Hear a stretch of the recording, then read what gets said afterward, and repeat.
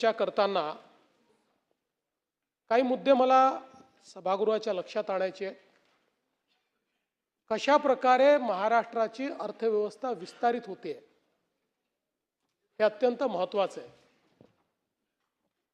आज जगाच्या अर्थव्यवस्थांचा विचार आपण केला आणि महाराष्ट्र हे जर वेगळं राष्ट्र असतं तर जगाच्या अर्थव्यवस्थांमध्ये महाराष्ट्राची अर्थव्यवस्था जगातली 30वी सगळ्यात मोठी अर्थव्यवस्था राहिली असती। आणि आता आपण जर विचार केला तर पहिले 35 देशांचा जर आपण विचार केला तर आपण कुठल्या देशांना मागे टाकलाय? महाराष्ट्राने Austria, Thailand, Norway, Philippines, Vietnam, Bangladesh या सगळ्या देशांपेक्षा आपली अर्थव्यवस्था मोठी झाली आहे। आणि जर आपण आपला ग्रोथ रेट सस्टेन करू शकलो तर पुढच्या 2 ते 3 वर्षात UAE आणि सिंगापूर या देशांच्या अर्थव्यवस्थेला देखील आपण मागे टाकू। आपला विस्तार त्यांच्यापेक्षा देखील मोठा होईल। आपण या ठिकाणी जर बघितलं तर आपली ग्रोथ कशी आहे तर जयंतराव 2013-14 साल एक बेस इयर म्हणून मी म्हणतो, असं काही कंपॅरिझन नाही, 10 वर्षाचं काहीतरी थोडं आपलं सांगायचं म्हणून। तर 13-14 साली एकूण आपला जो GSDP किंवा GDP होता राज्याचा तो 16 लाख कोटी होता। 10 वर्षामध्ये 16 लाख कोटी महाराष्ट्र निर्माण झाल्यापासून तर 2013-14 पर्यंतचा महाराष्ट्राचा GSDP 16 लाख कोटी आणि गेल्या 10 वर्षात आम्ही 16 लाख कोटीवरनं 51 लाख कोटी रुपयावर पोहोचलो। प्रभूसाहेब 3 पटींपेक्षा जास्त ही आपल्या अर्थव्यवस्थेचा विस्तार हा या ठिकाणी झालेला आपल्याला पाहायला मिळतोय। आणि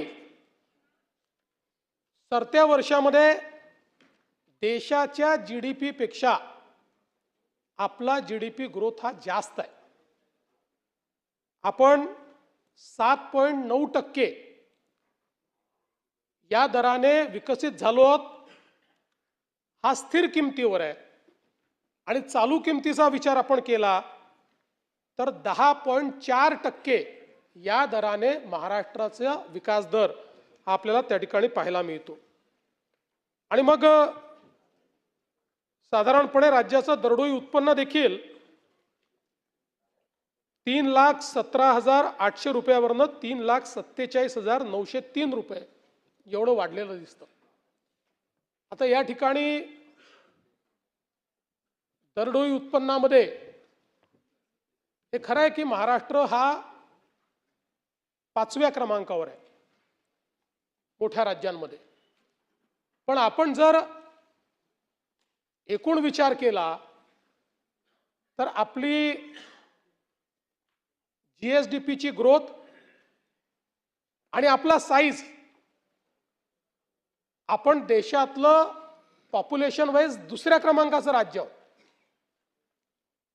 या दोन्हीचा रेशिओचा जर आपण विचार केला, कारण आपल्याला कल्पना आहे की जेवढं मोठं राज्य असतं तेवढा विकासाचा दर कमी असतो, पण महाराष्ट्राने तो मेंटेन ठेवलेला आहे। हे मला असं वाटतं अत्यंत महत्त्वाचं आहे। आणि म्हणून आपण जर विचार केला तर आपण कर्जाचंही नेहमी बोलतो, मी कर्जाच्या संदर्भात पुढे बोलणारच आहे। पण आज देशाच्या GDP मध्ये ज्या महाराष्ट्राची लोकसंख्या देशाच्या 9.5% आहे त्याचा देशाच्या GDP मध्ये हिस्सा हा 14.3% आहे आणि देशाच्या GDPत सर्वाधिक हिस्सा असलेलं राज्य आपलं महाराष्ट्र आहे। देशातील FDI मध्ये आपण नंबर 1 आहोत। देशातल्या ऑइल व्यतिरिक्त निर्यातीत आपण नंबर 1 आहोत। सॉफ्टवेअर निर्यातीत आपण दुसरे आहोत. देशाच्या स्टार्टअपमध्ये आपण नंबर 1 आहोत. देशाच्या युनिकॉर्नमध्ये आपण नंबर 1 आहोत. बँकांच्या ठेवीत आपण नंबर 1 आहोत. बँकांनी वाटलेल्या कर्जाच्या संदर्भात देखील आपण नंबर 1 आहोत. जीएसटी संकलनातही आपण नंबर 1 आहोत. आणि एवढंच नाही तर देशाच्या फॉरेस्ट ऑफ इंडिया रिपोर्ट प्रमाणे वृक्ष आच्छादनातही आपणच नंबर 1 आहोत. ही देखील अत्यंत समाधानाची बाब आहे.